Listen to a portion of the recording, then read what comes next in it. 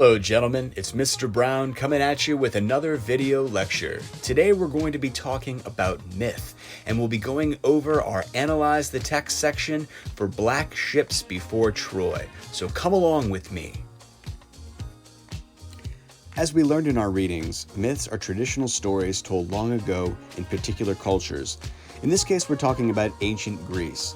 They're meant to describe natural occurrences like the sun rising in the sky, or describe historical events like the attacks on Troy.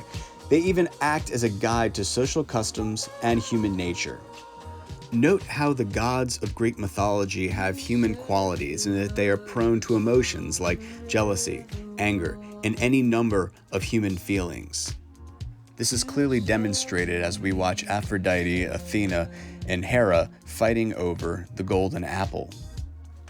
Remember that theme is a message about human life that the author, or myth maker in this case, is trying to communicate to the reader. A theme can usually be stated in a complete sentence. For example, the idea that you can't change fate or destiny plays a big part in this text. Paris was prophesied to be a firebrand, which we learn is a troublemaker, and while we don't come to Achilles' sad end, most of us have heard the tale of Achilles' heel.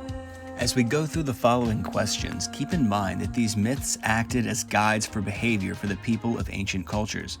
For example, the ancient Greeks believed that the proper worship of gods and goddesses would bring favorable results in broad areas, such as political power, as well as an everyday concern such as health, love, and farming. Consider how the actions of the immortals have a direct influence on the lives of mortals in this text. So let's open up to Analyzing the Text on page 328. Number 1 asks us to summarize, review lines 1 through 35. What events create the central conflict of the myth? Tell why this myth might have been created. Well, when Eris, the goddess of discord, is not invited to a wedding, she plants a golden apple at the wedding feasts, labeled "to the fairest." This event sets the stage for a long-standing argument between Hera, Athena, and Aphrodite. The myth might have been created to show people that engaging in a silly argument can have long-term consequences. Number 2, identify. Review lines 54 through 70. What elements of myth do you find? Elements of myth include goddesses who have human emotions and shortcomings, and an argument that develops among them. Their conflict leads to an interaction with a hero, Paris. Number 3, infer. Reread lines 86 through 89 and lines 126 through 134. What words would you use to describe Paris's character? Tell whether you think these traits are strengths or weaknesses and why. Paris is strong-willed, ambitious, and bold. These traits help him to accomplish his goals, but they are also weaknesses because he does not think about others or the consequences of his actions. Number 4, cause and effect. Review lines 202 through 236.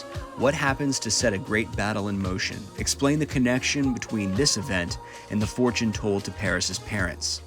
Paris convinces Helen to leave her husband, King Menelaus, for him. Menelaus' brother, Agamemnon, is the High King of Greece, and he calls on all Greek kings to join in battle against Troy, Paris's home. Soothsayers, or fortune-tellers, told Paris's parents that Paris would bring ruin to Troy, and this fortune appears to be coming true. Number 5, interpret. Reread the story of Achilles in lines 237 to 249. What theme does it share about mothers? Tell what life lesson you feel it teaches about strength and weakness. Mothers will do anything they can to protect their children. Mothers cannot protect their children from everything. Every person, no matter how strong, has at least one weakness.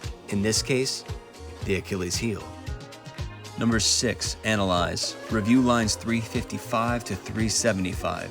Explain how this conflict might have taught an important lesson in the culture of ancient Greeks.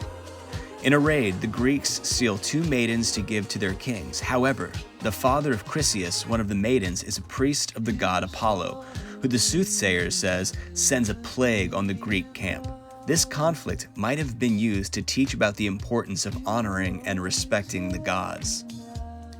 Review lines 411 to 446. Has the conflict Achilles faces been resolved? Tell how this might affect what happens in events to come. Achilles' conflict is unresolved, As the myth ends, he sits for 12 days feeling deeply insulted and angry. It seems likely that he will do something to get back at Agamemnon, or that Zeus will intervene on his behalf. Well, that does it for today, boys. On Monday, we'll be reading The Apple of Discord, a poem that tells part of the same story from a different perspective. So be looking forward to that. See you then.